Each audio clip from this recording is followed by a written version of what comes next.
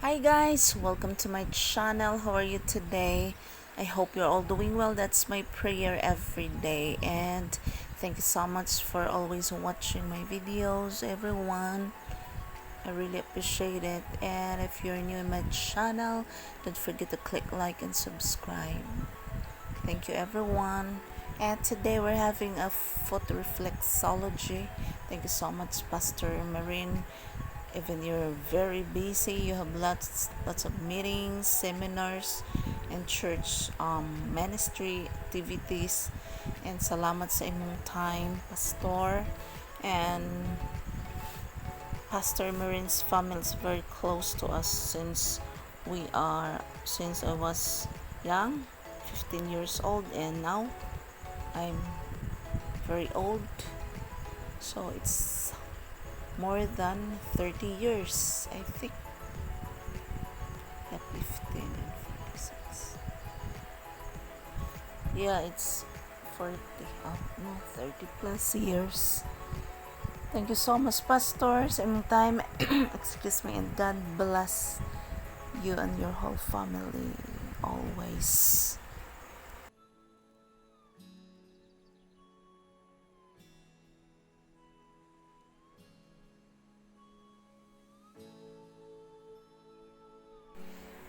Ug kinsa to'y gustong magpa-massage, i-message lang ko and then I will contact Pastor Marine.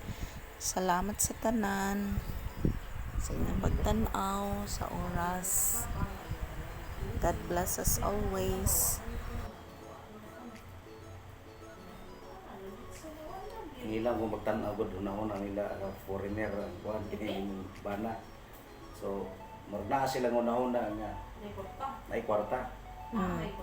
Simba sila diha nga matagbo ilang ginang.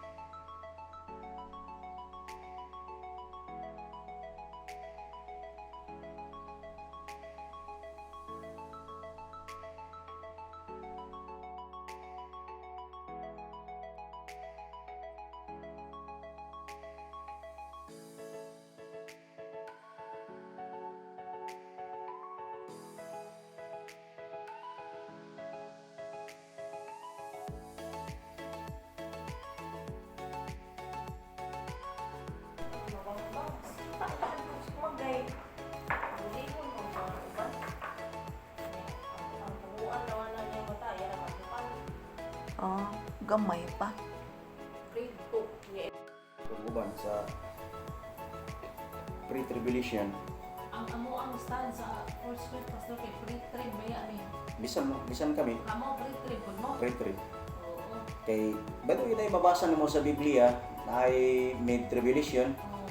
na post-tribulation, pero kung imog yung tan-awon ang gipanulti sa Dios, pre-trib yun.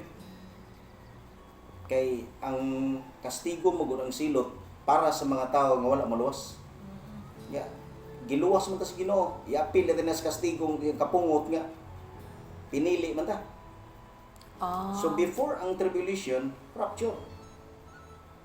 Pero still na ako ng kasakitan pero dili ang persecution na agud gyapon. Ang persecution possible makuha na to, ma-experience na to.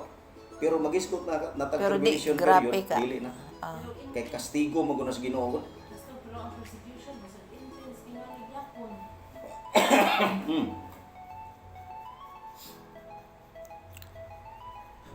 uy, kakuya. Sinabi kanang recognize ganing estudyante na ibalik. Atong gidunggan iyang teacher ba napatay ako sa duha ang samdan di nga France police na deploy og 7,000 ka buok police.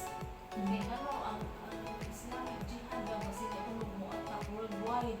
Niya atong marito na ang gusto na atong news gani ang jihadist daw sige sila sige prepare ba kung mapakis ang kanid imo anak ko man sa still ang jihad. Kanang nahitabo sa kuan Lagi? sa Israel karon. Oo. Kalit. Wa man gina sila warning gihimo. Ang kalit sila, no? So nag-attack sila katong nahitabo sa Israel. Sugod na ang storya ang uban sa musunod. Magkatang kanip-kanip, no? Okay, sige na ba yan sila? Pakusog sa umpil sa kanian to ba? Unya, pila to katuig nabasa ko nga news sa una. Alam mo, ako man ning Karon na tulo ka naso doon nga ni action nagkuan hatag og suporta sa Hamas sa Palestine.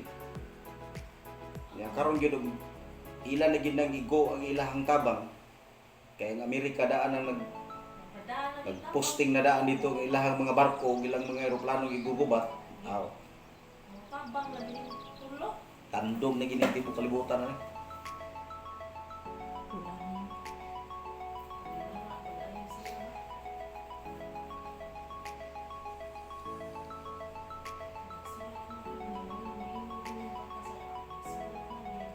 Tinuod gyud.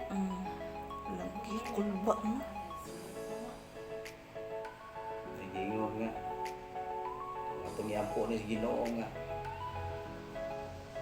Ang mga Kristohanong tagaan og kalig-on. Kayo. Ampo pa tag kalinaw. Kontradik man tas plano sa Ginoo.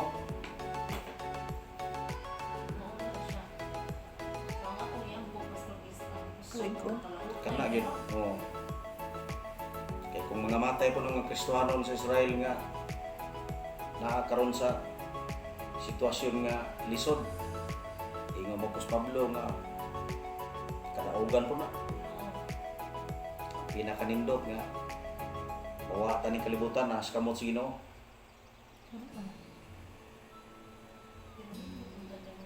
Alimbag, doon ako malibwa ang tas Ginoo. O kanang gingon sa Thessalonian ba, First Thessalonian nga. Aptan pa tayo ni balik sa Ginoo kaya dili mamatay.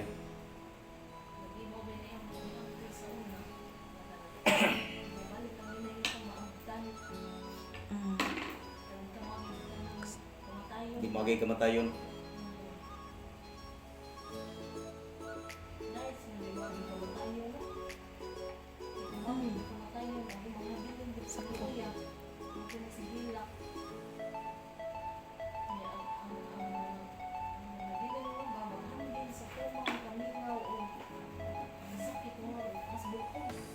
Dot sa buko. Tinuod gyud. Hindi na to ma-explain na kung isugay ko.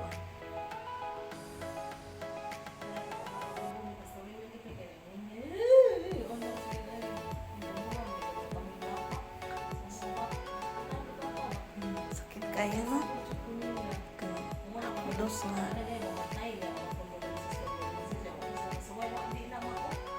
Ibabawra na.